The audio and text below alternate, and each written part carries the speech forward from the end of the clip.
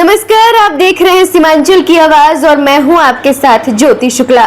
बिहार के सीमांचल क्षेत्र में अलग राज्य की चर्चा इन दिनों जोर पकड़ रही है। इसी बीच कांग्रेस सांसद मोहम्मद जावेद आजाद ने इस मुद्दे पर बड़ा बयान दिया है। उन्होंने कहा कि अगर सीमांचल को अलग राज्य बनाया जाता है तो वो इसका खुले मन से स्वागत करेंगे। सांसद ने बताया कि सीमांचल क्षेत्र बिहार के अंतिम छोर पर स्थित है, जिसके कारण ये इलाका काफी पिछड़ा हुआ है। राज्य सरकार की निगाह यहां तक सही ढंग से नहीं पहुंच पाती।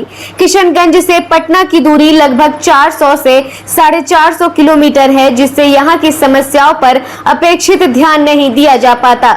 जावेद आजाद ने कहा कि उन्होंने पहले भी संसद में क्षेत्र के लिए अलग राज्य की मांग उठाई थी। उनका मानना है कि यदि बिहार के 8 जिलों को मिलाकर सीमांचल को अलग राज्य बनाया जाता है तो यहाँ के लोगों की सामाजिक और आर्थिक स्थिति में काफी सुधार होगा। सांसद ने झारखंड का उदाहरण देते हुए कहा कि जब तक झारखंड बिहार का हिस्सा था तब वहां विकास अपेक्षित गति से नहीं हुआ, लेकिन अलग राज्य बनने के बाद झारखंड ने तेजी से प्रगति की और कई क्षेत्रों में सुधार हुआ।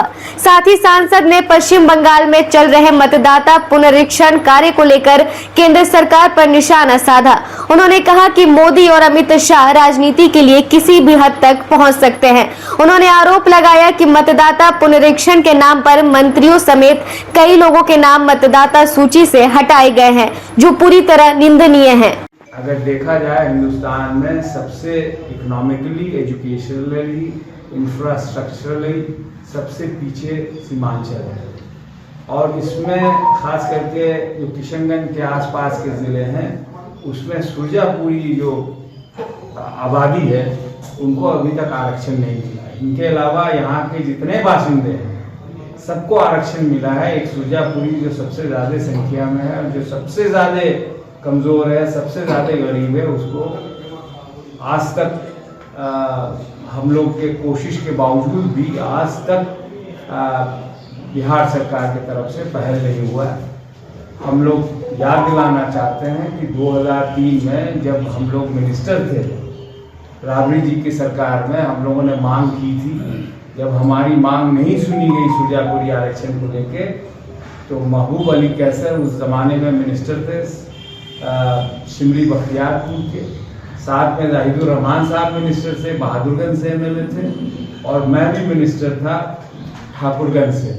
उस समय हम लोगों ने इस्तीफ़ा दिया था और लालू जी ने हम लोग का इस्तीफ़ा लेने के लिए रिक्वेस्ट किया, यह आश्वासन देके कि हम आरक्षण देंगे। उन्होंने हम लोग को इलेक्शन 2 में दिया, लेकिन उसका फ़ायदा तब तक नहीं मिल पाएगा जब तक हम लोग को सेंट्रल गवर्नमेंट में ओबीसी में ना लिया जाए। वहाँ पे भी हमने कई मरतबा गुहार लगाई, क्वेश्चन डाले, पार्लियामेंट में कहा, लेकिन वहाँ से जवाब ये आया कि जब तक आपके स्टेट में एनेक्शन 1 में नहीं लिया जाएगा और स्टेट जब तक नहीं मांगेगी तब तक आपको ओबीसी में नहीं लिया जा सकता। एसआईआर को एक वेपन बना के उसका इस्तेमाल हो रहा है, दुरुपयोग हो रहा है। एक और बात मैं कहना चाहता हूँ बड़े अफसोस के साथ, हम लोग तो जानते हैं कि बीजेपी की क्या मंशा है।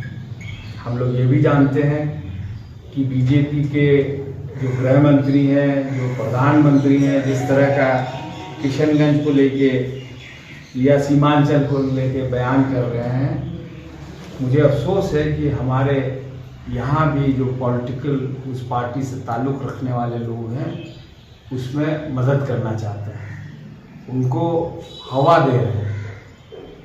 मैं बताना चाहता हूँ कि मेहरबानी करके परहेज़ करें।